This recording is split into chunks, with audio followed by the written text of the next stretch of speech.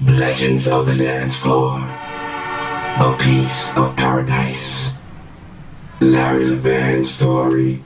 Whatever happened to the day we met on King Street?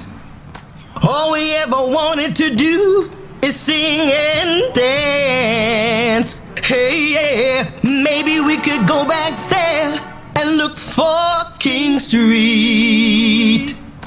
But sad as it may be, people, we never got the chance. Oh, whatever happened to the days we met on King Street?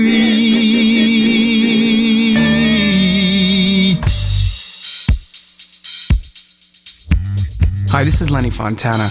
I want to give you some background to this special airing tonight of Larry Levan and the second anniversary of the Paradise Garage. This tape that I'm going to preview tonight has been with me since 1979. In the early 90s, I moved it from reel to reel to that tape, and what I did was I gave a second set of copies to my lifelong friend Mike Marin. We grew up together. He's another garage head, loves the music. Many times we spoke about the tape. I went ahead and did my career as a record producer, remixer, and international DJ, and put that tape away, and we always revered it together. We would always laugh about it and say, you know, what this tape would mean for people. They heard it. I always used to mention it like it was a fantasy, this actual broadcast that was done over BLS. When I met up with Eddie Gordon and we had dinner together, I sat down with him and explained to him what I had. He jumped out of his seat and said, this has to be aired on the best place in the world that can do a proper documentary on Larry Levan.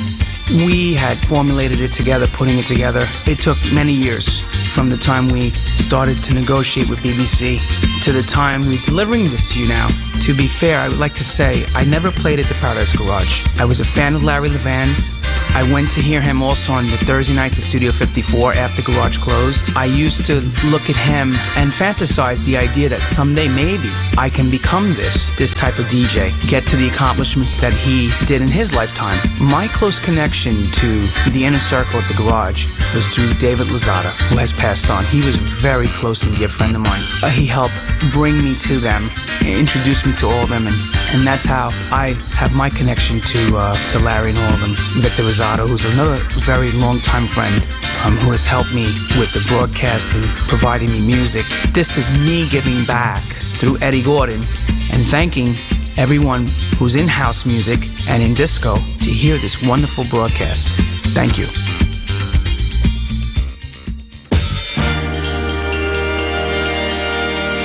Before we get to the live mix part of tonight's broadcast, we need to explain how the documentary A Piece of Paradise grew into a realization. Back in January of 2009, I was in New York, Manhattan on business when my good friend Lenny Fontana, known to many as a first-class house music DJ and producer, kindly invited me out to his home in Long Island to have dinner with his wife Kathy, daughter Sammy, plus singing coach Carol Savan, who sang on the disco classics Keep On Jumping and In the Bush for Prelude Records.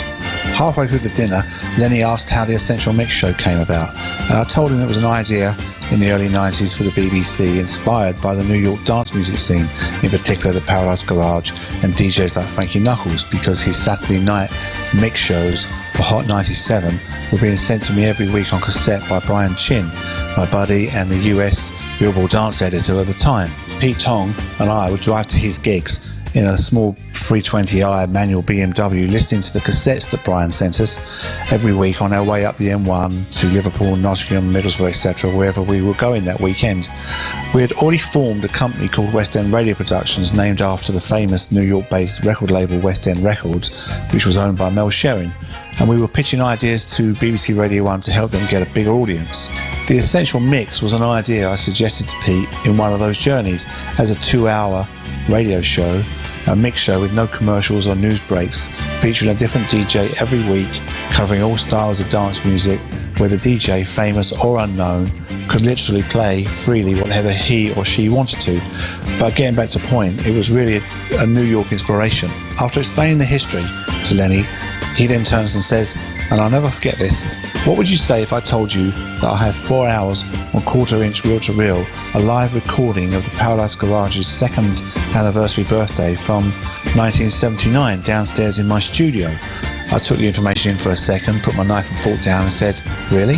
Lenny, if you're serious, I mean, what condition are the tapes from 79, reel-to-reel? He says, yeah, they're great, they're not oxidized, there's no problem with them, we've transferred them to DAT, so they're all digitized now as well. And my response was, obviously, can I hear them? Of course, he laughed, and he joked, it's actually the ultimate essential mix show, only 15 years before your idea was ever born. We left the dinner table and went down to the basement studio, where at first I was taken aback by the sight of an SSL 48-track solid-state Logic mixing desk, as I'd only ever seen them in a professional studio before. But Lenny had put his studio together with all the best equipment, even the cloth trim and wooden floor. He put the tape on and cranked up his main room speakers, and as mad as it sounds, Lenny, Carol and myself spent the next 3 hours dancing like idiots. I could not believe what I was listening to. DJ Larry Levan playing all the huge disco hits of the time, WBLS presenter Frankie Crocker MC in the evening, and live performances from Lolita Holloway and Dan Hartman on Relight My Fire, with the Paradise Garage crowd from 79 going nuts.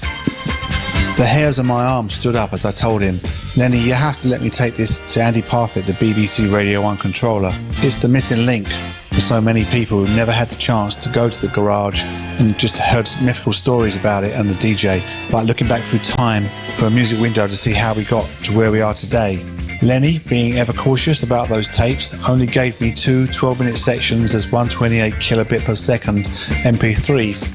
I flew to the UK from LA, where I now live, and immediately met up with Andy Parfitt to explain that the BBC years of supporting dance music had to be married to these incredible tapes from 1979. They were broadcasting gold. He agreed and set up two outlets. A BBC Radio 1 Essential Mix with Lenny playing all the hit records from the 90s and the 2000 decade that had heavily featured songs from that 70s era, plus a full airing of the 4-hour mix uninterrupted on 6 Music. So 6 hours in total, but we needed to get on tape the relevance and the people from that era to tell the story in full. So Fergus Dudley of 6 Music worked with Lenny, Mike and myself to pull together another 6 hours of incredible interviews to truly reveal the amazing era that these people created for us to have to enjoy in work and play over the next 30 years. They literally built the musical ground we stand on. So tonight, for the first time ever, you will hear those 1979 4 hours in full glorious 1970s spectrogram stereo sound. Legends of the Dance Floor and BBC 6 Music present A Piece of Paradise, the Paradise Garage 2nd anniversary live with WBLS Frankie Crocker and DJ Larry Levan in Manhattan, New York City. You've heard of the expression Watergate, Nipplegate, the Mastigate, Gatecrasher Gate, and Kiss Me Over the Garden Gate. Well, here's a new one, Garage Gate. How Lenny Fontana and Mike Marin secretly locked away the 1979 Paradise Garage tapes in hope that one day a serious broadcasting company would not do an absolute Mary over their existence and allow the story to be fully explored. Lenny and Mike will now tell you in a deep, Long Island vernacularized exchange how the 4-hour garage tapes were cherished for over 30 years until tonight. Okay, Mike, so Mike, wait a minute. Let me say this to you. Yeah, what's up? Mike, you called me about this dream. What did you have? What's this dream you told me on the phone about? Tell us. Come on. Lenny, you know, I had that dream, man. I think I told you. I don't know if it was like good or bad, but hey, man, I was wearing these big headphones and Whoa, big headphones? What do you mean big? I had two big gigantic Bertha speakers on ear to ear. I mean, the music was pumping. I'm talking about boom boom boom boom boom boom boom boom boom boom. Killing me, man. I'm telling you, man. And then, you know, I'm up in the middle of the dance floor. I got my shell top Adidas on. I got my daggone. What year? Whoa. Shell top Adidas. What year would this be? I'm talking about 1982, man. 1982, D-Train era? D-Train. Keep on. There's a chance in your life. Well, you know what I'm talking about. Okay, so now the dream, you telling me You're on your way with these big boxes. How are you carrying? I got these 2 gigantic speakers on my head, right? Shell top Adidas. I'm wearing them, right? I'm going up this big ramp, right? And the music's pumping. I'm leading myself to the Paradise Garage, right? And I see myself, you know, and I'm looking at you like a little kid. You're like a little baby on the floor, like you're like 8 years old, right? And you got this 2 reel-to-reels, and you got this pause button, and I'm not too sure. I'm not 8. Wait, it can't be I'm 8, but that's all right. Hey, you're a kid, you know. I'm a baby. Wait, hello. No, not something like that. I mean, so now you're telling me I'm a baby, huh? No. All right, so go ahead, go to so now, dream. I know, because that's how you play with me. Go ahead. So now here we go, right? So like you say, yo, you know, I go up to this, you know, like I go, Lenny, what's going on? You know, you're like 9, 10, 12, 15 years old. I don't know how old you are. And, you know, I says, what are you doing over there? Got this tape I got here, you know. My pops made it for me yesterday. Like, your pops? Oh, I know what you're talking about. You're actually dreaming about this moment. Yeah. And you're saying, you want to hear it? And I says, sure. And then you pull out this tape, you wind it up, and you start playing this funky music, man. I mean, I don't know. I mean, can you help me along? I mean, tell me what's up with this. Okay. I know what you're talking about. I'm talking about the tape, not the Watergate tape, not the tape that you measure a house with, nothing like that. You're talking about the Garage Gate tape, huh? I'm talking about that tape. I mean... Okay. That tape that back in the late 80s when DAT machines came out, you mean the one that I transferred from reel to reel? Lenny, I'm talking about the tape that's not on that internet site that has 3,000 and million tapes that are all hissy and pissy. You know, I'm not talking about that tape, right? I'm not talking about... The one I cherished in my vault? I'm talking about the live show. You're talking about the 1979 second anniversary at the Paradise Garage with Larry and Frankie Clark. Is that what you're talking about? That's the tape I'm talking about, Lenny. Okay. I want to know. I'm serious. I mean, like, yo, how'd you get it? It's funny. My mom and dad used to, every night during the drive time, about 4 o'clock, Frankie Crocker would come on. In my house, Frankie Crocker was a legend, you know, and my dad used to listen. We all listened. I used to listen to BLS because, number one, they played really great music. Right. Not knowing where the music was coming from at the time, I was taking it as, wow, this is excellent music. And he categorizes disco. So disco was, Saturday Night Fever had already happened. Right. This music was commercialized, and BLS was a huge station in New York.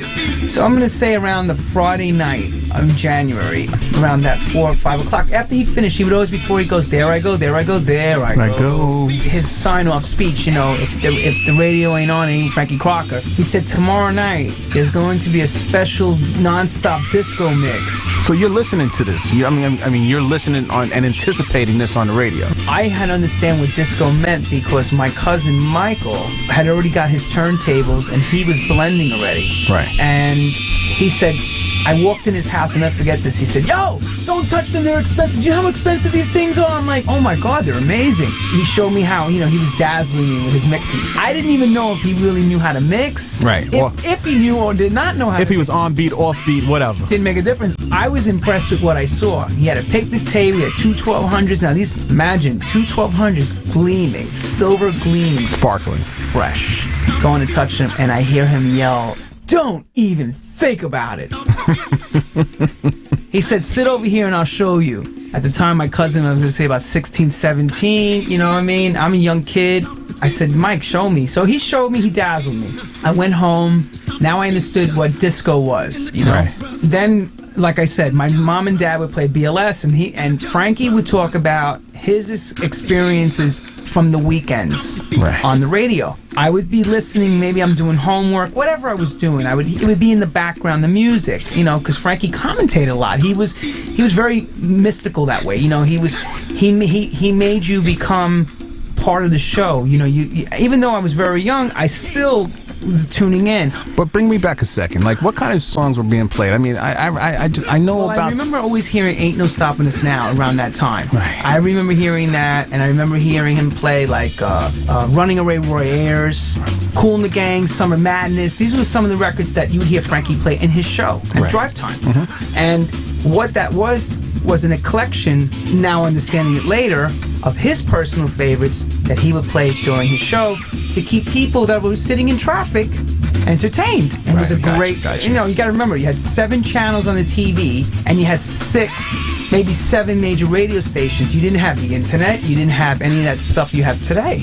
So people embraced radio. And I was a kid with a radio. I remember I had my radio with an 8-track in it and also a cassette. So I was able to, literally, I used to pretend and emulate Frankie Crocker. Even though I wasn't in radio, I thought that was what DJing was about. So anyway, like I said, the Friday before the broadcast, he had mentioned, tomorrow night I'm going to be at the garage for the second birthday. Tune in. It's a live 5-hour show. So I said to my dad, this would be really cool. Can I use your reel-to-reel he had an Akai reel-to-reel that held 7.5-inch, or the smaller reels, not the big one, not the 10 ones. And I said, Dad, we have to record the whole show. So he put it 3 3/4. That made the tape run real slow. But because it was 1/4-inch tape, it recorded a lot better. Wow. And clearer. Wow. And now, here's the funny part. That tape got played 1,000 times. That was a tape that we played. People came over.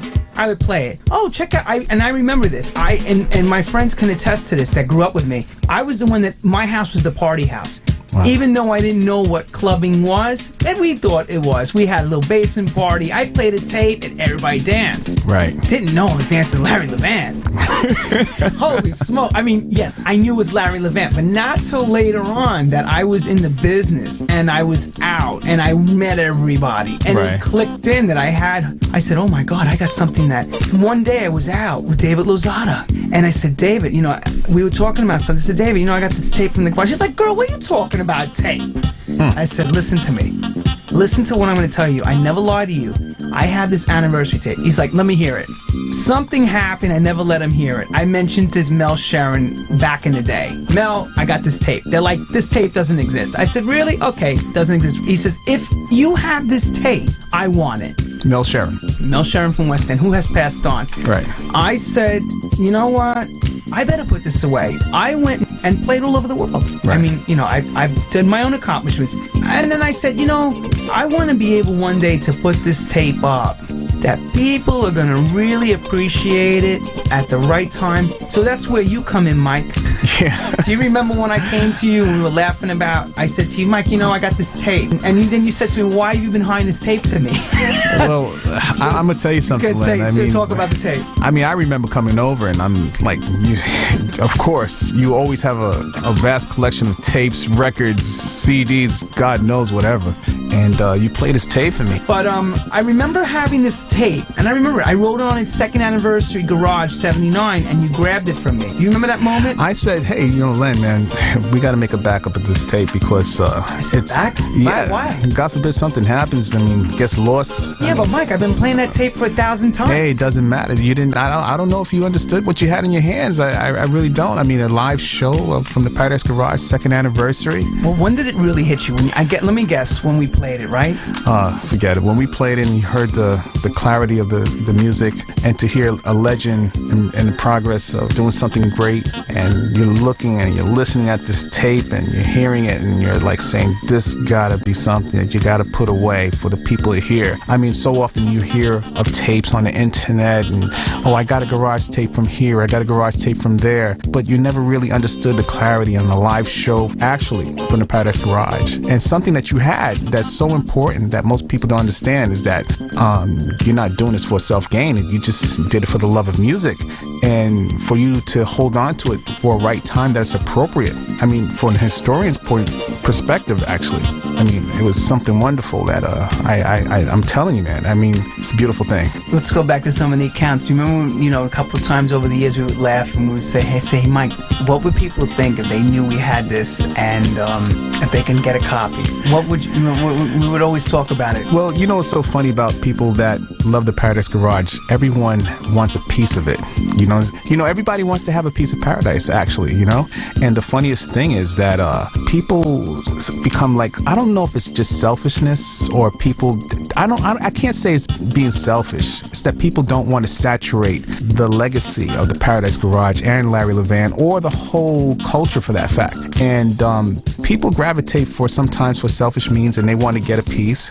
And you held on to it, and it's been something that we've enjoyed between us. People were just getting over the fact that garage had ended. Why should I come with this? It wouldn't make any difference. It would have just been one of like a relic, Yeah, and let me tell you something. I have to say this again. The portions of the tape that you're playing, I mean, it's unprecedented. I mean, who has a live account or who has a live show directly from the Paradise Garage and the clarity especially in that time. Now you're talking around the beginning of the garage. We're not talking at the end. I know there's tapes of the whole night at the closing. Right. There's on tape, which is another great account of all the fantastic music that garage played and the DJs. But this is prime. And a funny other thing, I mean, it's not funny that we've heard about the mystery tapes of videotapes, and people have I have this tape of video footage of the Paradise Garage, but yet they show 1 second or 5 second portions. I mean, this is like the whole tape. This is how many hours? I mean, well, it was originally a 5-hour broadcast. You're going to hear 4 hours of it tonight because we took out the commercials and just the stuff that's not important. What you're going to hear is Larry live, of course, in full glory, because you can hear his special mixes that he played that he's known for. Like the airplane effect going over "Love Is the Message" and things like that he did at the garage. Those were his signature moves. And you're also gonna hear Lolita and Dan singing. For the first time with "Light My Fire." This was the first time they did it live in New York at the garage at the anniversary. I mean, did you hear the inspiration from the crowd once they heard Lolita? What can we say? Go ahead. Lolita. Say it. Lolita Holloway. Lolita Holloway. It's a shame she just passed. She was a huge voice at the garage, and she had a second career after garage ended. She was probably the most sampled vocalist in house music, next to Rochelle Fleming, of course, from First Choice. But I mean, imagine that place, and imagine what the energy was like that night. It was the garage. It was the second anniversary birthday party. Everybody was going absolutely crazy. It must have been. I mean, you can hear it from the tape. I used to always listen to it. My hair would stand up, and still even now when I hear it, I go, God, I wish I could have been there. God, I wish I could have been there. But then, if I would have been there, then there'd be no account of it for you to hear. Yeah, that's true. I mean, just listening to the tapes, and I mean, I guess we have to add the interviews that are compounded with the tapes. Well, that's where BBC comes in, and Eddie Gordon. When I played the tape for Eddie, it was, let me take the music over to BBC now and let them hear it. Then it was, wow, this is Radio Gold Dust. Then the next thing was, can you get the accounts together of Larry's life? Can you create the Larry Levan story? It was like, sure.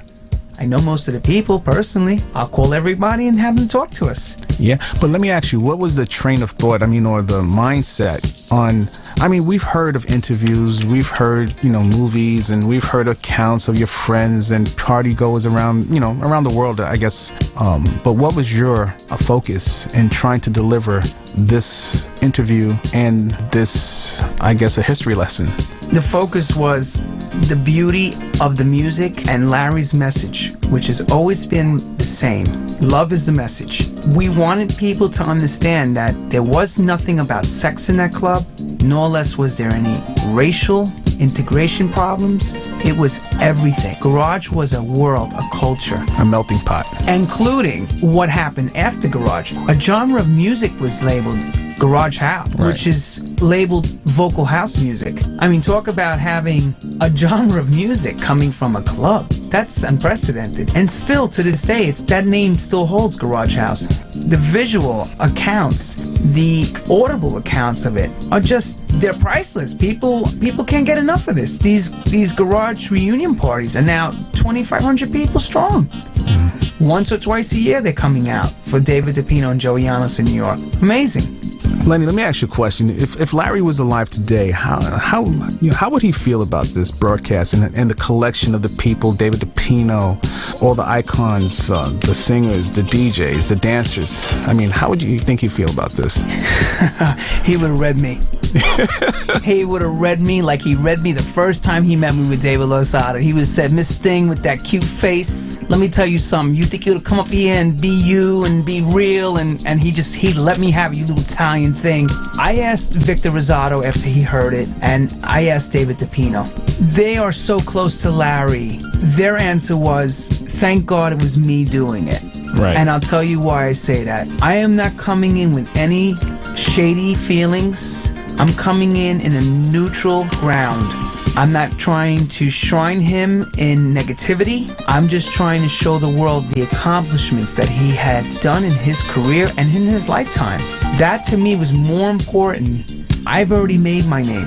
The problem is there's a lot of things that people don't know about Larry Levan. And the only way to get people to understand what Larry's life was about, I had to go to all his close friends and people that worked with him and try to get as much as I could. There's some that still I wanted to get, I just couldn't seem to get in touch with, or for whatever reason, things happened. The best way for me to present a story is to let the people tell the stories. I don't want to tell the story. All I want to do was jog their memories, get them to open up. Some people were holding this so close to their chest, these accounts. A lot of them never talked to anybody about it. And I felt that was really important, that, you know what? This is a part of history in music. We better get this on some sort of tape. So when my calls went out initially and Eddie started to call people that he knew, people were reluctant at first, but then they asked a lot of questions, and then they saw that, like Judy Weinstein said, they're legitimate.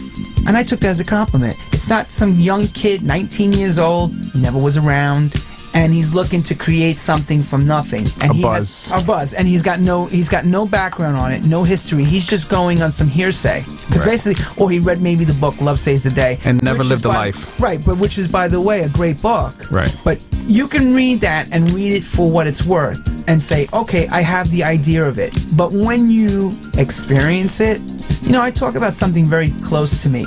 Garage is a spiritual thing for a lot of people. A lot of people learned a lot from that place, and especially after hearing the accounts, this was their world.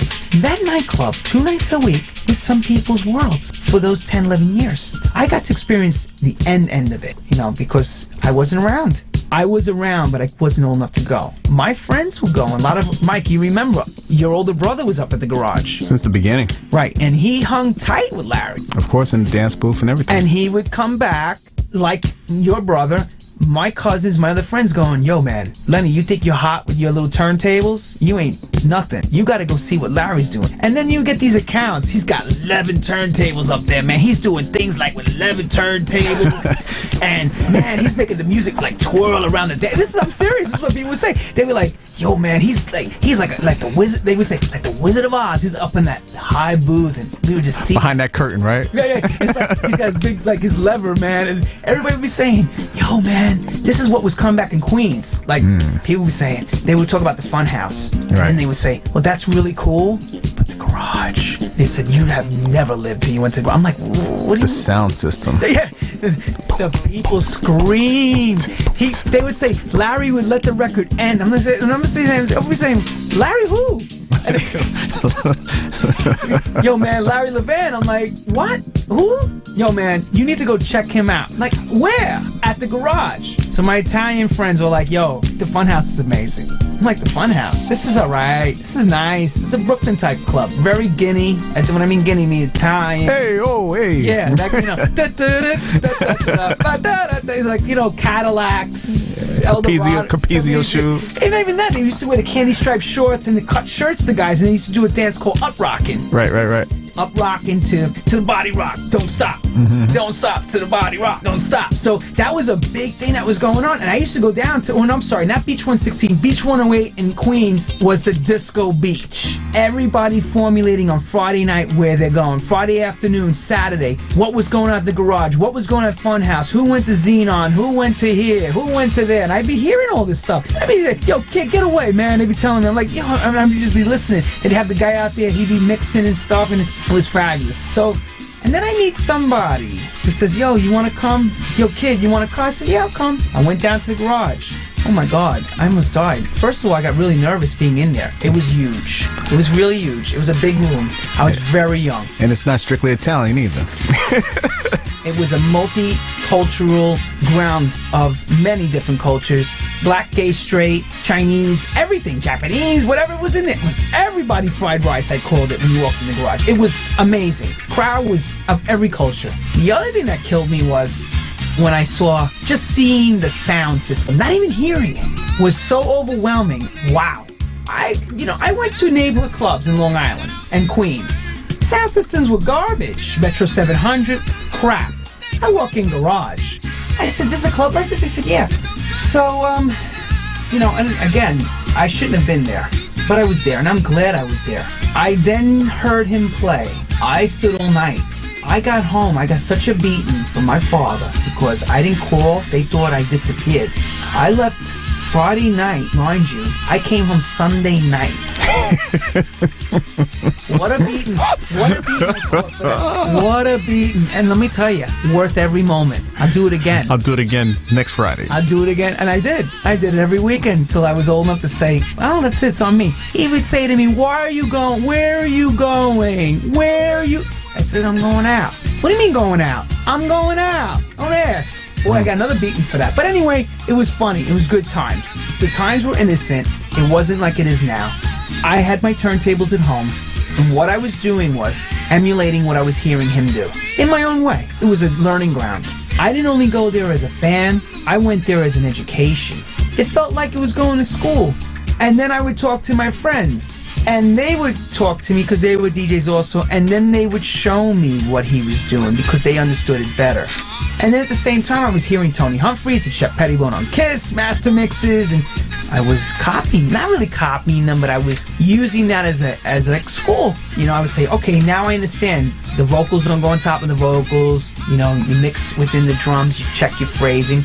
Yes, Larry was not the best mixer, but for God's sake, the selection was something to uncanny. I never heard anything like this. He opened everybody up to a completely different way of listening to music. First of all, a lot of times I heard records before I went to hear him. Sometimes I thought they were garbage. When I heard him play it, including at Studio 54 on the Thursday night parties, he broke a lot of records after Garage closed. And I used to go there too for that, the Thursday night parties. He turned us on to records I would never dream of playing if I didn't have to hear him play it. Such as? At the time, Pink Cadillac. Natalie Cole. I would never thought to play that record. I heard him play and I said, man, the crowd went crazy. I said, maybe I'm missing something. I remember hearing Pink and David Cole, CNC Music Factory. I did the mix. He dropped that record, crowd screamed. Imagine I do that, they would walk off the floor. But he does it? Wow. So I would be sitting there watching him in awe, literally awestruck, fantasizing this idea that I can do this. Boy, was I kidding myself.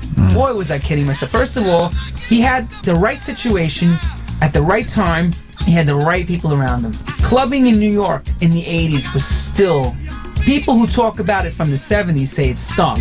But for me, it was amazing. That was my time. So what Larry was doing was he was showing us through what he lived through into the 80s, into the 90s, and a lot of us launched our careers because of him, because of what we heard and what he did. It was an amazing time. Let me ask you a question. A lot of people don't understand that the garage, like you said, was like something spiritual. The sound system, the club, the aura, the age, the time, do you think that could ever be again? To create garage again the way it was, no, you can never recreate that. Never. Number one is, in New York, you have a problem with this thing called bottle service.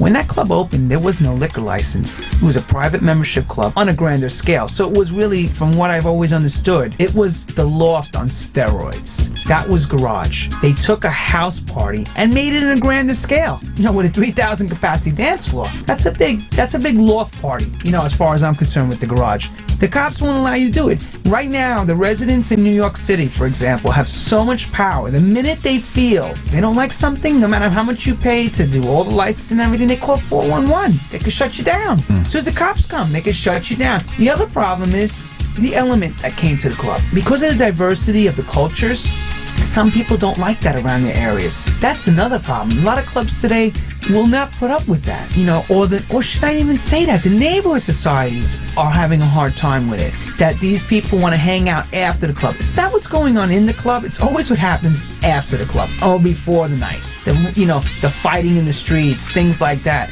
I mean, I remember at the last closing of the Garage weekend, somebody getting stabbed. I also remember somebody got shot up the block. New York at that time was rough. West Village was a rough time down that area. Now it's Disney World. Times Square's all cleaned up. It's a different world now. But when I was growing up, you didn't go to Manhattan. You didn't go. You know why you didn't go? Because you had a chance of getting robbed. You had a chance of getting killed. Maybe your mother would say to you, don't be at the wrong place at the wrong time. So you didn't go. But then you would sneak. I would sneak. I go on the A train. And what I would do is I go to see Manny Lehman, Vinyl Mania. I do my record shopping. Friends David Lozada at the time when they were all alive. They were going all the time and they would talk to me, about what was going on at the Garage. I didn't go every weekend. I mean, I went towards the last year. I went enough to get a feel of what was happening and my thing was I met them after Garage closed, because David and I were so close. Those were his personal friends, so I was his friend, so I got to meet them after everybody, after Garage. Again, I was a young kid. I was, who was this kid?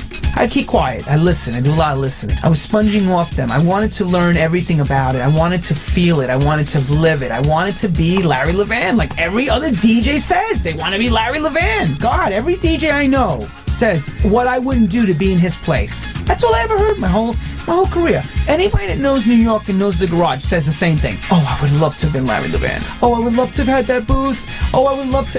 That was a dream. That was a dream of dreams. Now, did he appreciate it and what he had? I don't know. I would love to have asked him that today. I've spoken to Frankie Knuckles about it.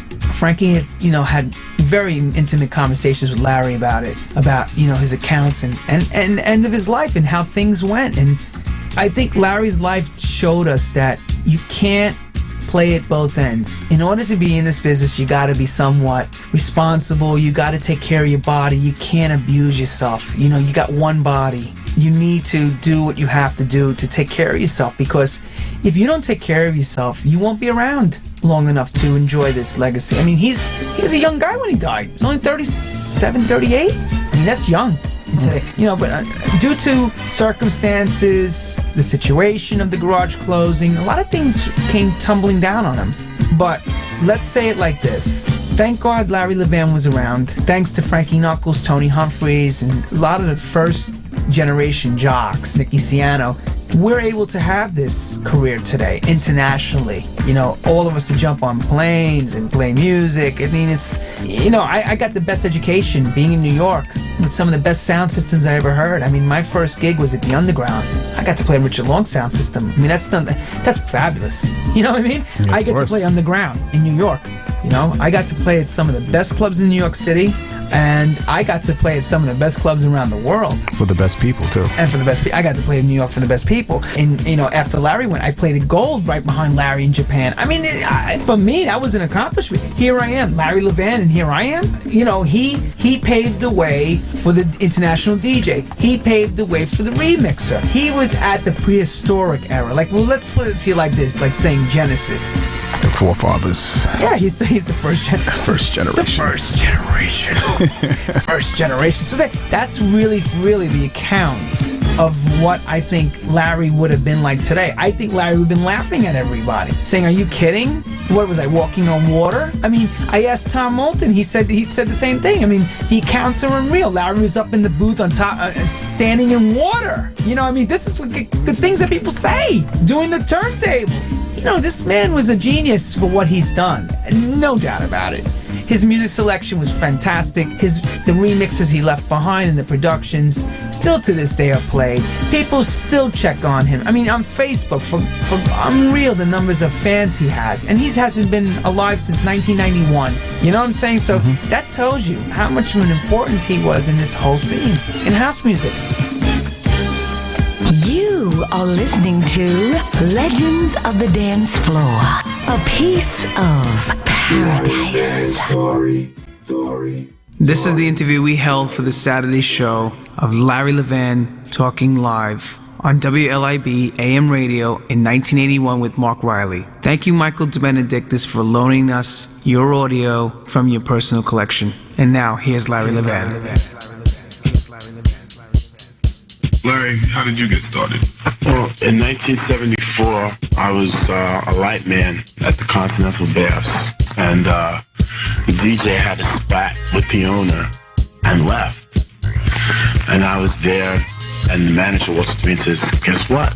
Tonight you're playing records.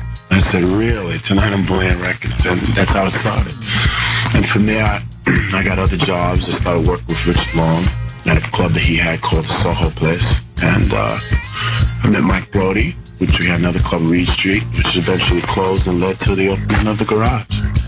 Were you, at the time that you were working at the Continental Baths, were you into records at that point? Were you buying records? I was more into dancing to them. I mean, I bought them because, the two clubs that I used to go to, which was the Law and the Gallery, were only open on the weekends. So in order to hear that music during the week, it had to be in your house, but started the record buying. And then after that, it just went on from there. What has been your experience, since the Garage opened, in terms of the kinds of music that you're hearing now, let's say, as opposed to maybe 4, 5, 6 years ago?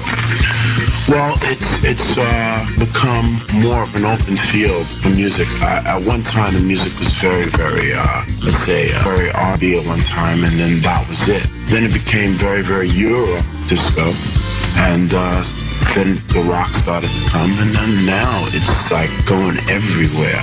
Like you won't, you can hear anything. You can't be surprised if you hear anything, because that's the kind of element that it is turned into. Larry, why don't you talk a little bit about, some of the other things that you're involved with besides working the 2 nights a week at the club? Like John said, when he first started to play records, he wanted to hear certain kind of records, and he didn't want people to play his records, because that happens with a lot of DJs as far as getting into producing and mixing records. So many times you have a record and it takes you so close to the point where you want to be in the night. It brings the crowd so close, yet it may not make it. So it causes a frustration, and eventually you find yourself saying, maybe it should have been like that. Maybe it should have been like this. And as time goes on, and the breaks come through, sometimes sort of DJs mixing records to as far as producing records.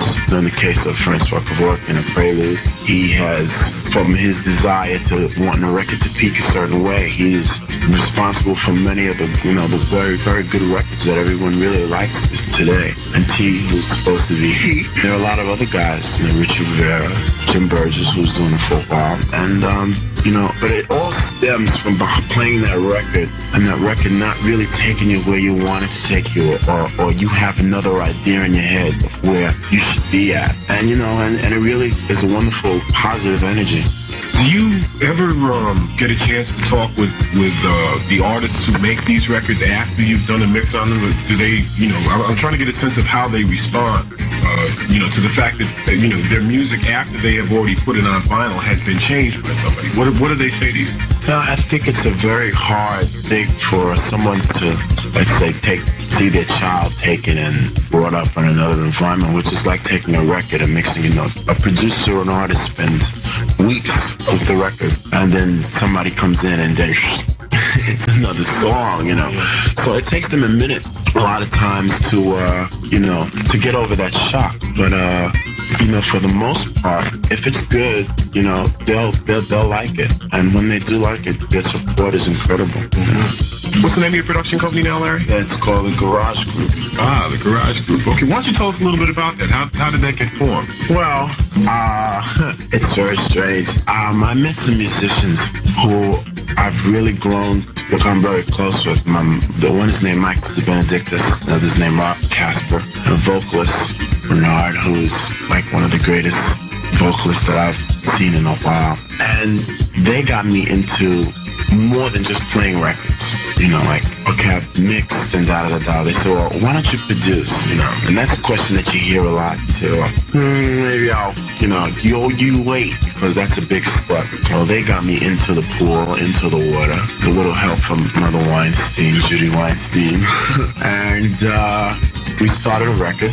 It's called Don't Make Me Wait. It should be out on West End in a couple of weeks. And and we put together a company. Now, that also brings to mind the fact that you, I think, participated in something that I saw at the club a couple of times, where you actually had musicians up in the booth playing along with the music. That's Brother Michael. Yeah.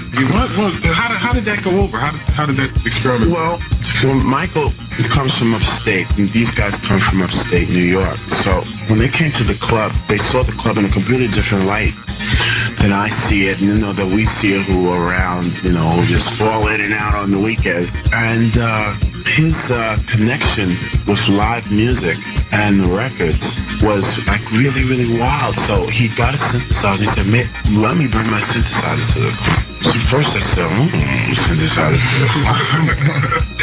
But he came in and we hooked it up. And ever since then, some really wild things have come out.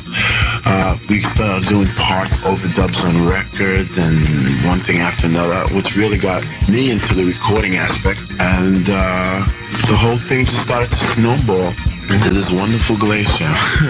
So you're continuing to do that now? Yeah, well, recently we've been recording in the studio a lot. So as far as being able to, actually have the time, because it takes a little time to hook up the synthesizer and, to get it right. To go down to the club, we haven't been able to do that so much lately. But we came up with a lot of parts. We came up with so many different things, and we saw so many immediate reactions to certain sounds, because the world of the synthesizer has become the major role in records now. We were really shocked to see how the sound stimulated the people. And out of these, checking out these reactions, we were able to come up with a record, putting all these things together. There are a limited number of disc jockeys in this city who could be considered to have following, okay?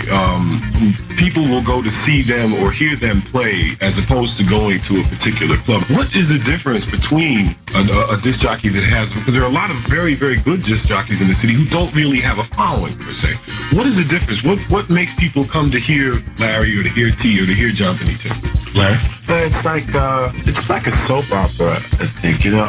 People come out to catch your mood, to see where your head is at. They come out to nudge you a little too. They come out for so many different reasons, and it's the DJs that react to the dance floor. When they start, this and that, and you stop a record and you do little things, and it becomes a continuing saga. It's almost like Star Wars. They take in current events, like if they know certain things are going on, like if they know you're mixing a record or so on and so forth, then they really come out to see the outcome of your week, which is wild, because, everyone talks to people and, it's very social business, and they really, really come out to see that outcome and, just to see, how the story's going to catch. I want to ask you a question about freedom in terms of artistic freedom. I know that in your capacity as DJs, probably very rarely run into a situation where a club owner will tell you what to play during a particular evening, okay? But I know that it has happened before, and that other people have left certain clubs because they were told, what to play. How do you deal with that kind of thing? Not to say that you necessarily do, but I know that you work in places other than your regular clubs, and it may come up. Well, what would you say to somebody who said, look, I want you to play at 12 o'clock, I want you to play Happy Birthday to You, for example? The club owner has to trust, the DJ as an artist and as an employee and as someone who's serious about their job. And if that trust isn't there, if he says, let's do it now, and you say, well, I think we should do it in an hour, okay, if he doesn't agree with the hour, even if you go with the half an hour, there has to be some kind of relation there, some kind of balance. When you come to work and for whatever reason you're out of sorts, you're not in a good mood, or the crowd isn't happening, the music isn't happening, for whatever. How do you get out? How do you deal with a bad night? It's one thing to have maybe a bad hour. Okay? When Larry Levan has a bad night, a lot of people in New York know about it. It could be a bad month too. Yeah. It runs like that because people look at the booth and they see you and they don't see you as this guy could have had 2 teeth pulled, but also we're out this week and have a good time. And no, many things can happen. Many different things can happen. And bad nights, you know, they're just a strange thing. But what really makes you feel wonderful is when you realize that people pick up on what's going on. They don't know for sure, you know, but they look at you and they say hi to you, and you say hi, and they can hear the sound system is weird or something sounds strange or something strange, and you still try to keep that, you know, relationship with them, you know, rather than, because many times when you're under stress and someone says hi to you, it's like, why are you saying hello? You can't compute it. It doesn't make some sense to you. But, you know, you deal with it, and they usually help you come around, because many times they'll stop and they'll wait for you. And they'll even come up to you. They'll come up to you and they'll come up to you and try to cheer you up. They'll buy you a drink. They'll do this. They'll remind you of a record, you know, and most of the time they help you come out of it. They come to your rescue. They really do. And another thing, too, songs that radio would dare not play years ago, thanks to some of the programmers who are more open-minded, the radio format has become as you know, as open as the club format.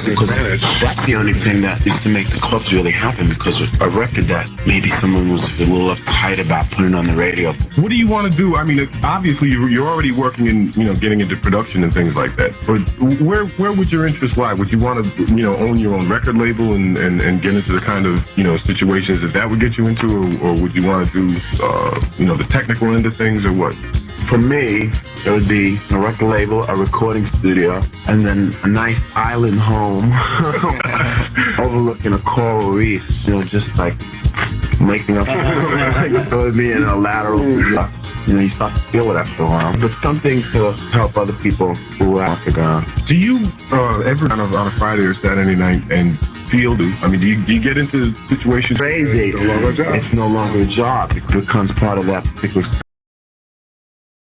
You can't sleep, and then you're up the whole next day. Breakfast, you get the pink teacup breakfast, right? And then hit the record store sometimes, even, you know. Yeah, that way. Now, you know, since, of course, back in those days, also you had disco promotion departments in most major record labels, which have since gone defunct. You know, the vast majority of them. What is the nature of your relationship right now with record companies, over and above the kind of product that you get in the record pool? You know, how would you assess it? Larry, how about you? Well, of course, I know people are constantly running tips directly to your door. I've never had too much to deal with record companies. I've been sort of rebellious about that, and I'm very lazy now. I like to get up and go get records. But thank God for the record pool, Judy Weinstein, for really making it heard.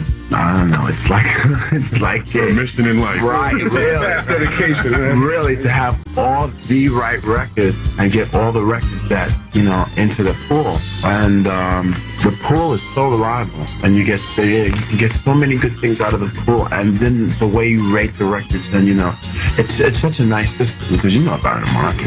You were around when it first happened. Yeah, a little bit. And it's really, you know, that's the way. Do you still buy records? So once in a while, sure, because lots of times imports, you know, the pool doesn't get. But as of lately, the madam once again has fooled us, and we're starting to get import too in the pool. So you know, it's a nice feeling, because now, before a record promotion person can really come to you and have a legitimate reason to come to you to stop you what you're doing, to give you a record, you can turn around and say, I have it.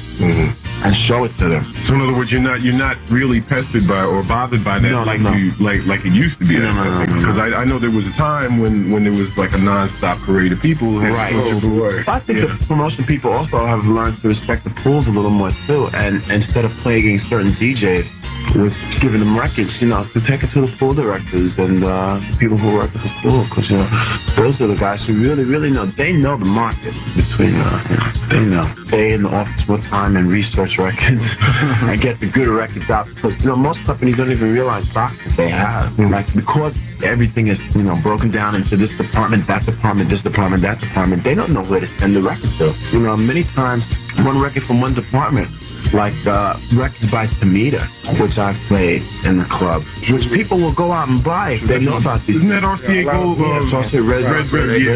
Yeah. You know, if people knew that these records can be played at any place, there'd be more sales. Do you, any of you feel that the needs of the disco promotion departments at most major record companies over the last maybe 2 years or so has hurt the business itself? I don't think so. I'm unfortunately, I don't like to say this, but I'm gonna say it. But 9 out of 10 times, those people didn't know what they were doing. The only thing they know how to do is balance an expense account. That was it. And a few people like Ray Caviano and his crew, they really were serious about it. And these people are still around. They may not be with each other as a group, but if you look around, these people who were serious then are still around. One's here, one's there, a group is here. They're still around, And I think that that's another thing that really hurt the business, because when you get 6 limousines from one record company, all parked in front of the same part, that's ridiculous. And I think that a lot of that has cooled out, gone away, and I imagine part of that must also be the economics of. People were spending huge amounts of money at one point, either promoting or giving parties or trying to get a record played or get it sold. Do you think this music is going to survive as a music, as a genre within the larger American music? I look out of my booth and I watch people who come to the club all the time, and I watch some of them change. When they first come out, and I watch how they get into the club and how they get into socializing, because the first thing that the music does is create a single focal point for all of them to get into, and out of this, they start to socialize, and jobs become important because looking nice becomes important, and people's whole way of life changes, So I think it's definitely to be with people, because it's like one of the only, few things that brings people together at this day and age, because everything is just so scattered or fragmented. True. Oh yeah. You are listening to Legends of the Dance Floor, a piece of paradise. Story. This next interview is with former resident DJ from Studio 54, Kenny Carpenter, who happens to be a very close friend of mine. I had asked him to dig deep and to get very candid about the closing weekend of the Garage and Larry Levan. So let's go to his story. Well, when the Paradise Garage, like a week or two before the closing, everyone knew that it was going to close. Everyone was heartbroken because the Paradise Garage became like, it was my home. I'll speak as a patron now instead of a DJ, And it was a place where, when you went there, you felt like home, and you felt like you were losing a family member just hearing that the Paradise Garage was going to close. Anyway, that weekend, I was working in Midtown Manhattan, a small club in Midtown Manhattan, so I usually couldn't go into the garage until after I got off. It was about 5 o'clock or whatever. I went by on Friday night. As you know, Friday night was like straight night. It was like college night, and Saturday night was gay night. I went on Friday night and Saturday. But Saturday was the big night. Oh my God. There must have been about 4,000 people in the place. The place only holds like 3,000, and there was 4,000 people there, And, the energy, and the people, they were so sad, but yet, they just wanted to get that last dance in, And the people were dancing and jumping, and I was in the middle of the dance floor, and I could feel the floor actually bouncing up and down. It felt like it was going to cave in the dance floor, because it's a floated dance floor. Yeah, anyway, and it was just, you could feel that gravity from those people just jumping up and down. It was amazing. The most vivid memory I have of that night is the songs that Larry Levan played, and one in particular was this song called Changes by Sharon Ridley. Do you remember that? Changes, Sharon Ridley. That was a great song. And Larry played it. In the lyrics, she sings, when we first met, we were always together, no matter what hour, what day or the weather. You gave me love with a capital L. And it was that kind of moody song. But, now I feel it changing. That was the name of the song, Changing. So we're changing. Something's happening. It was all Message Records. And I remember this song in particular, too. It blew my mind when he played it, Lou Rawls. you'll never find, as long as you live, someone who loves you the way I do. You know, and that made me cry. He played it and played it. He must have played that song 3 times, and every time he played it, everybody just wept and cried and cried. You know, it was just amazing. You know, the party, I didn't stay until the end. They opened at 11 o'clock at night, and then they closed the next day, 6 o'clock in the afternoon. And, oh my God, that had to be the saddest weekend ever. When the garage closed, you knew that this is the end of an era. They always say that. That's like a cliche, you know. They always say that when clubs close, it's the end of an era, every era. They said it about studio. They said it about every club. But Paradise Garage and studio, but more so Paradise Garage, when that closed, you knew that was the end of an era, because that club was a club that catered to mostly black patrons as well. You know what I'm saying? You know, we felt, you know, all of the big clubs in New York, you know, it's always the clubs, you know, with the white, you know, the white establishments that are always the amazing ones, the ones that spent all of the money and everything on the design of the club and everything. But that was one club in New York that we had kind of for ourselves, and it had everything. Everybody wanted to go there. And after that club closed, there was never ever another experience like that, because nobody made that kind of investment in sound and lighting and structure. You know, the club was built it started in one room. The Paradise Garage started in one room, and it was like a lounge. They started in the lounge, and they just built it up from scratch. You know? And they built it according to what the needs of the people were, too. They didn't just say, oh, we're going to build this here. You know, now they open clubs. You see in Italy, they do it so much, right? They open clubs, they kind of drag in the sound system, they put up a few lights, and that's it, ready to go. You know, this club was well thought out, you know, and really, really catered to the people that were there. I miss it so much. And I miss Larry Levan, too. I miss his spirit. Because Larry, let me tell you one thing about Larry. People say that Larry Levan was like one of the greatest DJs that ever lived. One of the best. And I wouldn't say the greatest, but one of the best DJs that ever lived. But you know what? He had that great sound system, and he could play with the people's minds and manipulate the people and do anything he wanted with them. I remember sometimes Larry Levan was this kind of DJ. I've seen him do this many times. He plays the record that he just produced. The people don't like it, right? You got 1,000 people that walk off the dance floor at one time. So when they walk off, the dance floor was almost empty when he played this record, right? So what he would do is he'd play something that they really like, Law and Order or Lolita Holloway, he plays some Love Sensation or something, you know? Everybody runs back into the dance floor. What does he do? He puts on that record again that he produced. Once again, everybody leaves the dance floor. Then he'll go and he'll play some Tanner Gardner Heartbeat or some big major record, right? Everyone comes back to the dance floor, right? What do? He take that record off and put that other record back on that he just produced. But this time, he turned out all of the lights, right? And he turned out all of the exit lights. And he put fog into the room, all over the room. And you couldn't see nothing, so you couldn't see the exits to get out. Everybody's trying to get out off to the dance floor. He turned off the lights and you can't get out. You can't see where you're going. I remember one experience in Paradise Garage that happened often. Actually, it wasn't one experience. It would happen every couple of weeks. And, they had this group of people, in New York.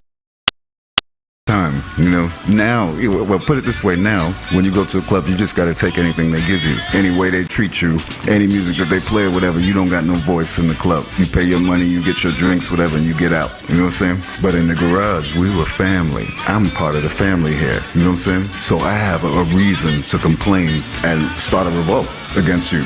So they had this group of people, it was about 20 of them, right? They didn't like the way Larry was playing, right? And they didn't like the music he was playing. So what they would do is they would all sit on the dance floor. They would sit in the middle of the dance floor, and they would all hold hands and form a circle. So nobody in this 20 people that's dancing, there's nobody that could enter or would dare enter that circle. This is called a revolt circle. And they would do it right in front of the DJ booth and look at Larry like this and dare him. Go ahead, get security to get me out. Go on, I'm a member here. I have a right to go into a revolt. Go call security. Security wouldn't dare throw those people out. These were trusted members, and they had, and you don't see that today. Imagine 20 people sitting on the dance floor here in a revolt because they don't like my music or whatever. It's just not going to happen.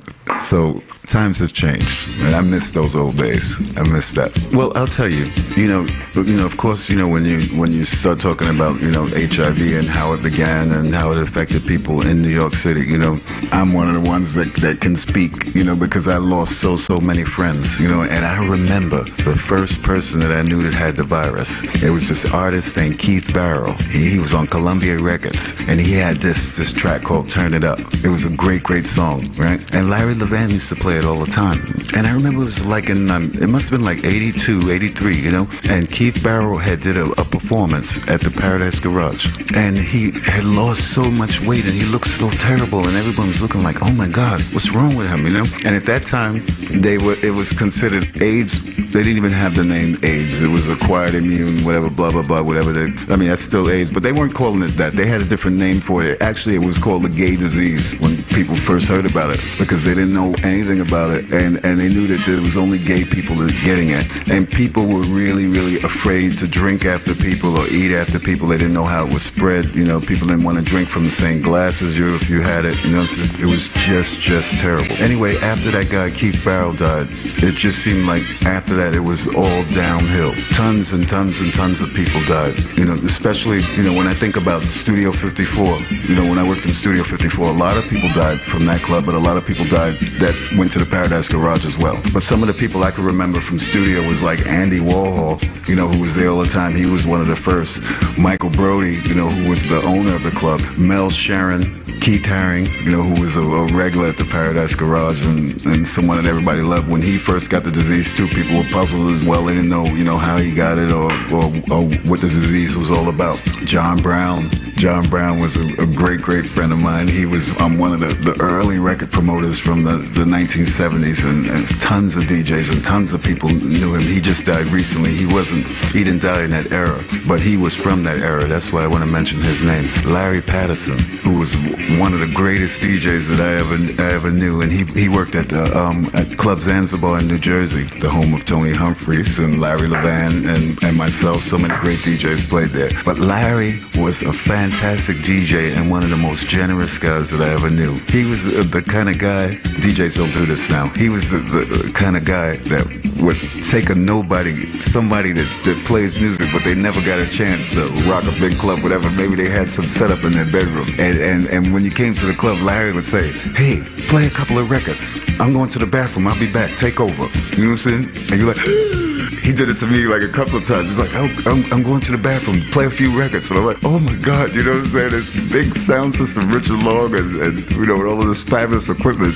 And he would just walk away and he would give people a break like that. I don't see that with DJs anymore. I think DJs are so selfish. Everything's always just me.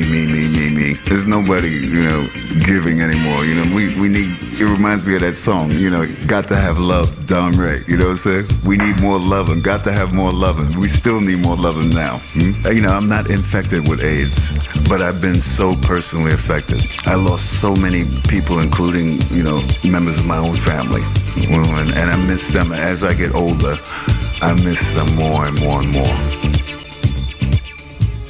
Sometimes something so pure from the heart which becomes very popular often attracts dark forces that wish to bask in the glow of that light. Such is the story of the Paradise Garage, owner Michael Brody and his DJ Larry Levan. They first met in '74 when Brody had an unstoppable vision of a much bigger space where people of all races could dance to music literally coming alive out of the world's best club sound system. In '77, when the Paradise Garage officially opened, Levan was just 23, a hopeful DJ in a wild New York City, and Brody was 33. Not enough is ever said about Michael Brody, without whom there would never have been a Paradise Garage. He fought to keep his vision underground, away from the media that was already gleefully writing obituaries about disco music. Brody also became a fatherly guardian to Larry, allowing him to live in the club, giving him absolute power over the music and helping him keep his finances together. The real story of how Brody's vision unfolded from 77 to 87 is so truly Machiavellian that it befits a Shakespeare novel, with the two lead characters paying the ultimate price. Both men eventually reduced to the core of their souls after riding the joy and pain train of their dreams. Michael Brody lost his life at 43 in 1987, and 4 years later Larry Levan, even younger, at 38 years old, in 91, gave away his life, totally lost without his garage home and Paradise father. However, and as ever, the flame of truly great spirit can never be fully extinguished. Eventually the darkness fades to the background, and that small light continues to flicker ever brighter until it roars its fire to the fore. In almost biblical manner, the garage rebirth evolves forever forward. 24 years after Larry silenced the incredible Paradise Garage sound system, the passion for anything to do with the club, the DJ and the music is legendary, passed on to the next generation with utter mythical status. Levan was a truly inspirational DJ who was able to read the hearts of the people on his dance floor and lift their very souls with the lyrics of the songs he was playing. Yes, Larry could levitate with 3,000 people on a Saturday night with his Sunday morning face. The preacher of paradise delivering his and Brody's sermon, love is the message. Now, a very special piece of paradise moment from DJ Kenny Carpenter, who is going to share with us all the names of the artists and the DJs who are sadly no longer with us. As Kenny speaks, we ask that you close your eyes and collectively, together and consciously invite their individually unique spirits back by name to the dance floor one more time for tonight's special live from their home, the Paradise Garage.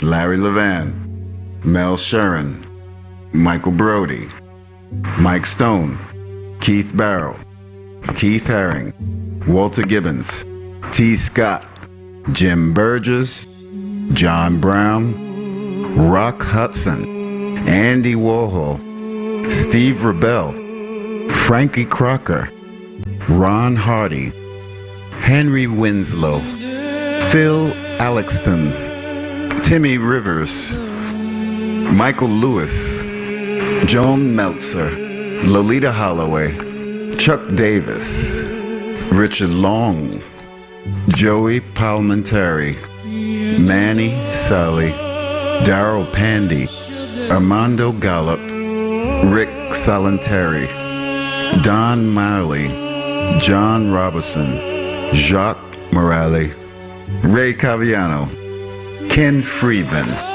Dan Hartman, Sergio Monzabat, Francis Grasso, Steve D'Acusto, Barry Letterer, David Todd, Eddie Rivera, Jonathan Faring, Richie Kazar, David Cole, Patrick Colley, Roy Thode, David Camacho, Jimmy Stewart, Alan Anderson, Bobby Davis, David Lazada, David Rodriguez, Terry Ponce, the one and the great Sylvester.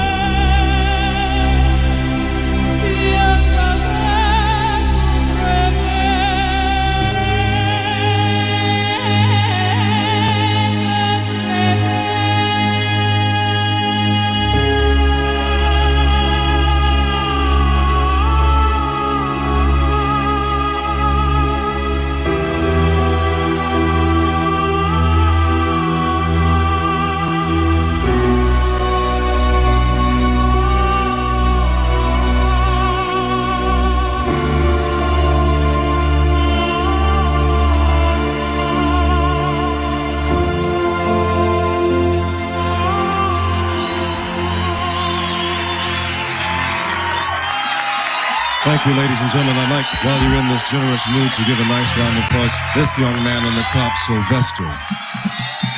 You are listening to Legends of the Dance Floor, a piece of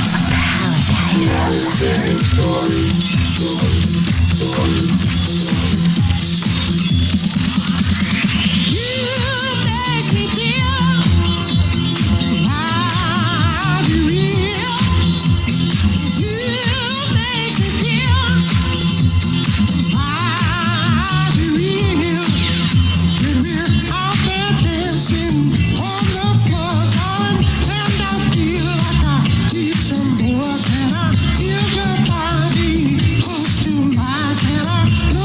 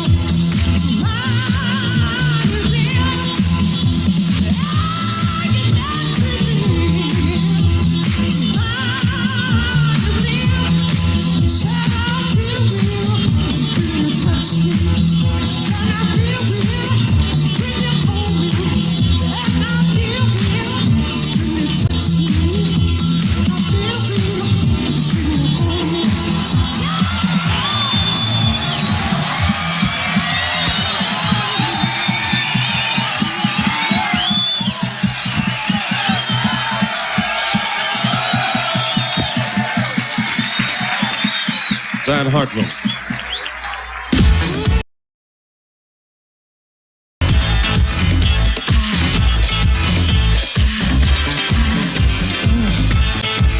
Yeah, that's right.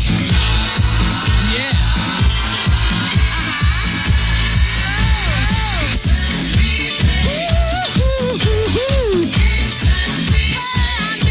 I need it now. I need your love once again.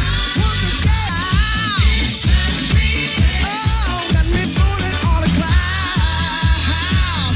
Got me dancing all around. Oh, to instant replay, yeah. Oh, to instant replay, yeah. Yeah, yeah. Can't stand it. I can't stand it. Got to have it. 'Cause I need it. Don't you know? I need your love. Woo-hoo, baby. Woo-hoo, baby.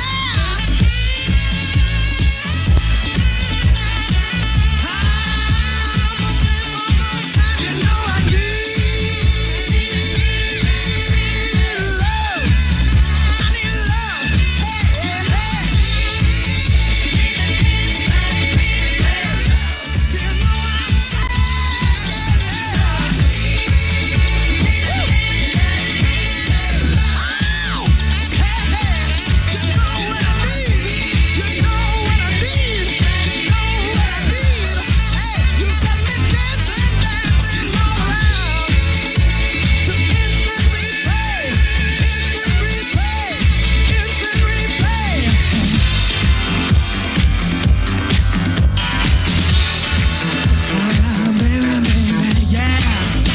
And that's all for me now. Thank you. Thank you. Woo!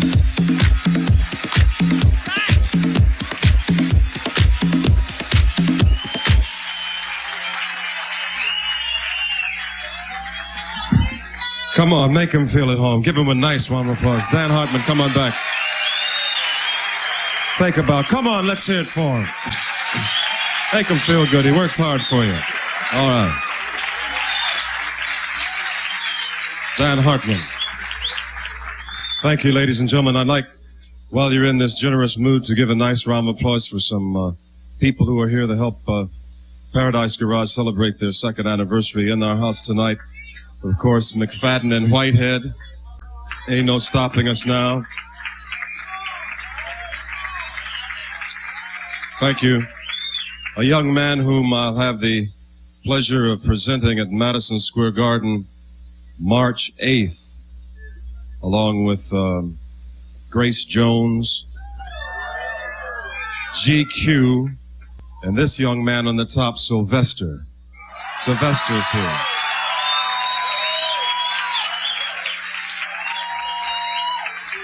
End of commercial. No more. I just wanted to say Sylvester was here. You're welcome. Right now, there's a young lady in the house. I wish I could. There's a young lady coming up that you're really going to enjoy. She, of course, shares the latest hit with Dan Hartman herself, a thing called... Well, you know what it is, so I'm not going to tell you. She's a beautiful young lady, and she's going to sing her heart out for you, so... She hits the stage, be with her and give her the support and make her really feel good. And I think she'll do the same thing for you. And if you will, put your hands together right now. Here she is. Ladies and gentlemen, Miss Lolita Holloway. Legends of the dance floor. A piece of paradise. Larry Levan story. What's the name of this song? It's called... Let's go.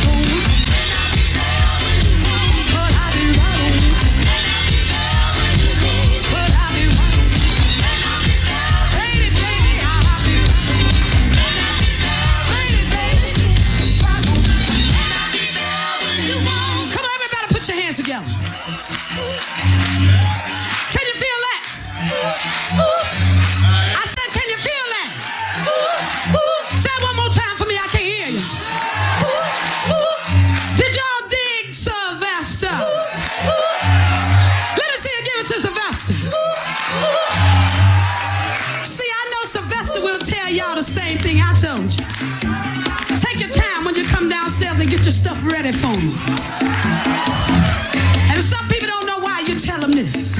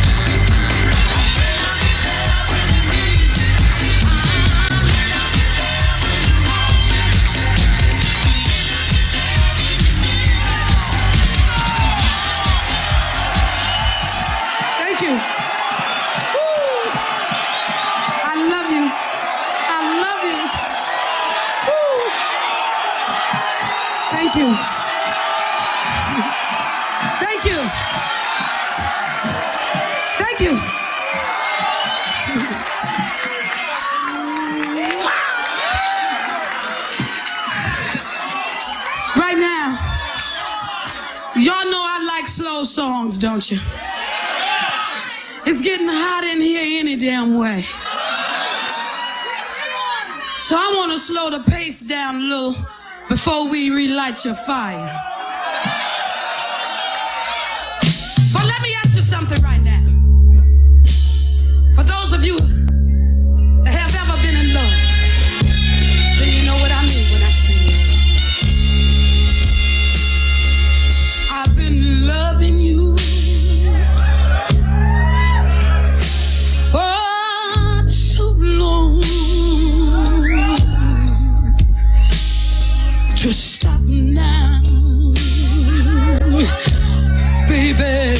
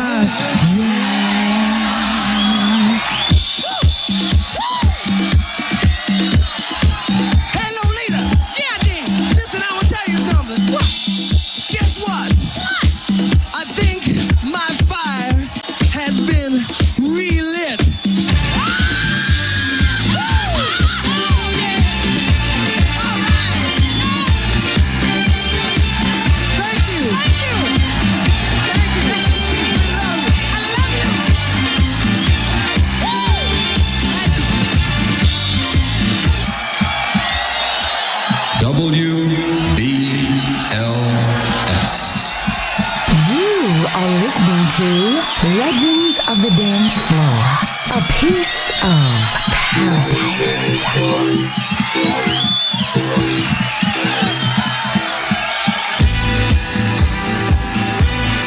DJ Larry Levan.